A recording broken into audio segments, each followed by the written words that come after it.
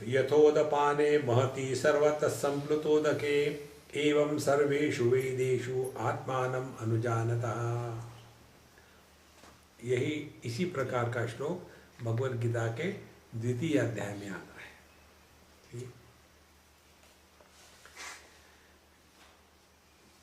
यथोदके सर्वथा संप्लुतोदके तावान सर्वेषु वेदेषु ब्राह्मणस्य विजानता। Similar thought. यथा उदपाने सर्वतः संप्लुतोदके महति, चारों तरफ गंगा जी का पानी ही पानी है, बहुत साफ सुथरा, मिट्टी का वाला पानी नहीं। तो ऐसा जो व्यक्ति पानी में है तो पानी पीने के लिए बिस्लरी मांगेगा क्या? गंगा जल डायरेक्टली पी लो।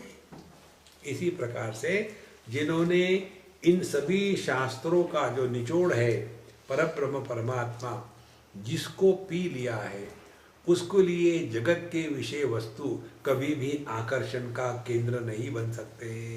इसका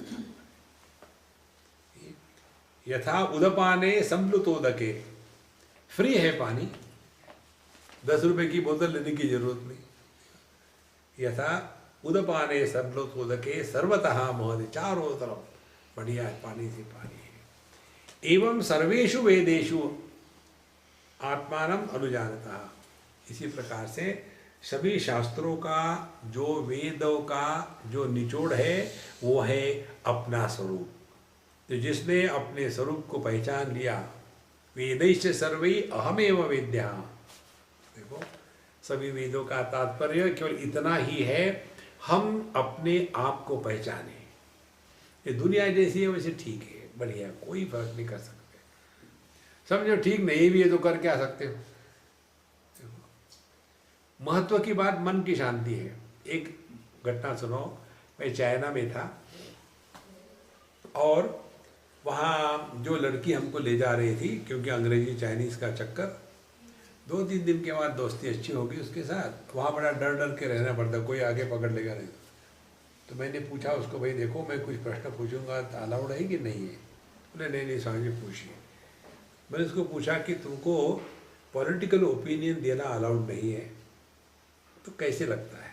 तो वो बड़ी सुंदर हंस दी और कहती है, आप लोग पॉलिटिकल ओपिनियन देकर दुखी होते हैं, हम चुप रह करके दुखी होते हैं। दुखी तो दोनों ही है।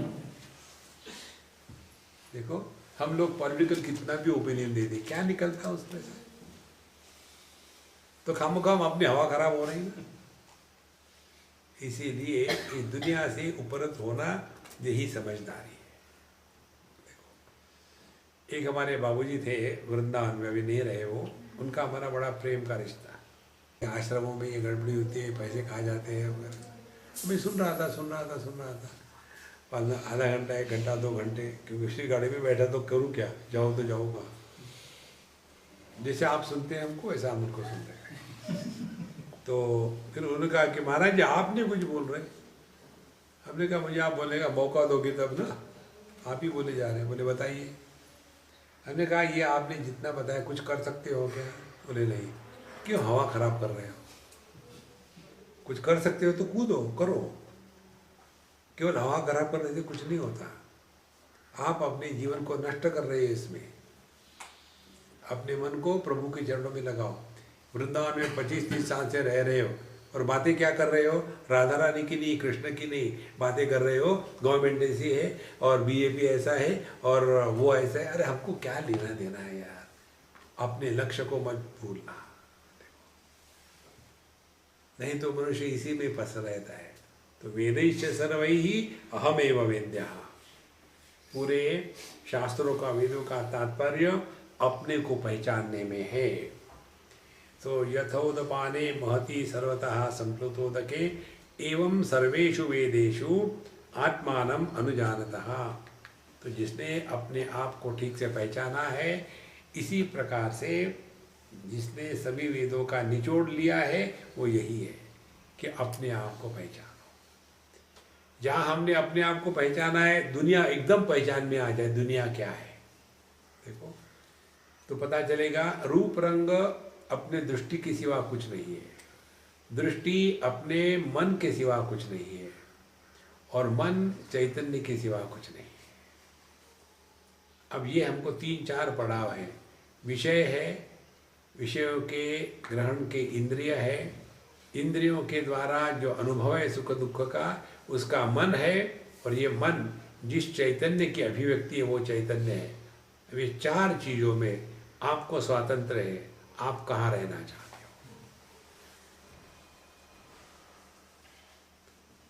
हो। जगत के विषय वस्तु में रहोगे तो भटकते रहोगे,